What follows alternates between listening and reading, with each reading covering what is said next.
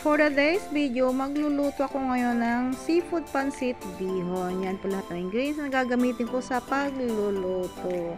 Of course, first, fry the shrimp. Yan, mga 5 piraso na naman po yun yung ipa-fry ko. Pang decoration lang sa ibabaw ng pancit na aking gagawin. Ayan, hindi pa masyado mainit yung mantika. Nilagay ko na okay lang yan.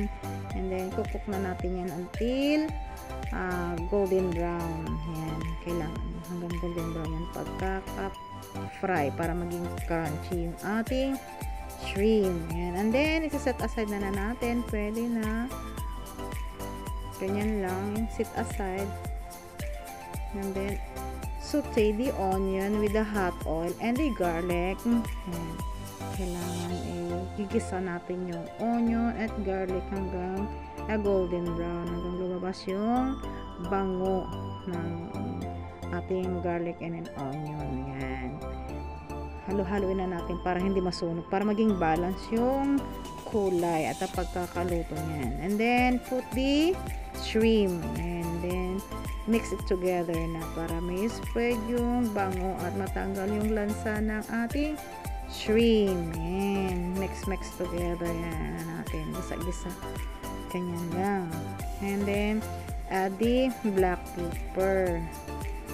Ganyan lang. And then, add natin yung magic sarap para lalong malasa at sumarap talaga. Hindi yung magic, diba? Magic sa pagkasarap. And then, put the carrots.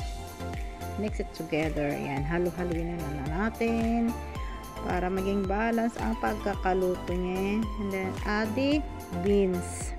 Yan. Ganyan. Yan yung unang ilagay luto kasi medyo matigas-tigas po yan. Kaya laging mauna ng dalawang ganyan.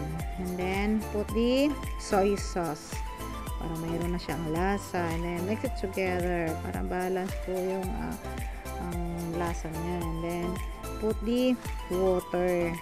Yung tama lang sa pagluto mamaya sa pancit. Tansyahin na natin kasi dyan ako magaling. Yan. Pagkakaluto, add the cabbage and the bell pepper. Pagsabayan na natin. Hahaluin na natin. Babalance natin yan para maging balance yung lasa at pagkakaluto ng ating gulay. Ganyan lang po. Napaka-simple ang ating pagluluto ng pancit bihon. Ayan natin maluto hanggang half cook. Hindi masarap pag overcook. Kaya isi-set aside na natin yan. Kasi tama lang yung pagkaluto niya. Hindi pwedeng overcook. Yung tamang luto lang. Ayan. Kailangan tanggalin kasi pag hindi tinanggal yan at nilagay yung pancit is ma-overcook na po siya. Hindi na masarap. Paibabaw na lang natin yan sa ibabaw ng pancit bihon pag naluto na. Ganyan po. Napaka-simple. And then, add na natin yung pancit bihon. Ayan. Kailangan ilublob maigi. Ayan.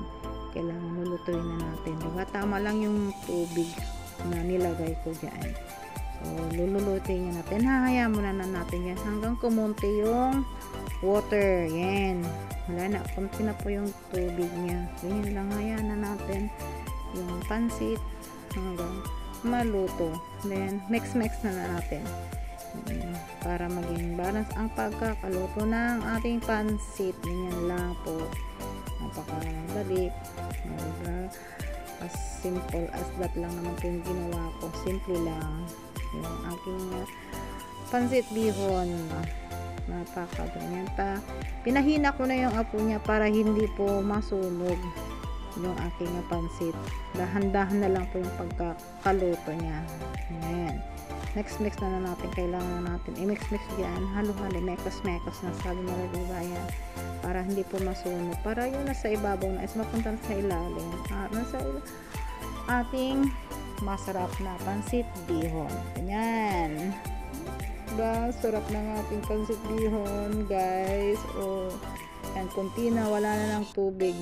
Medyo basa-basa pa ng konti. Pero, mamaya pa. Kailangan na napatuyuin muna natin. So, luto na. Ayan. Done. Ready to serve. So, naglagay ako ng konting spring onion. Dagdag design. Diba? Napaka-simple. Nandun na yung ating shrimp na furnay kanina with the lemon. Okay? Napakasarap at simpleng luto lang.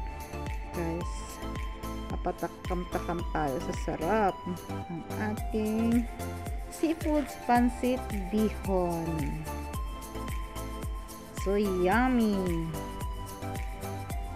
Okay, handa natin yung lamesa. Okay na. And then, with coffee and the inihaw na isda. O, diba? May pipino pa. Napaka-simple.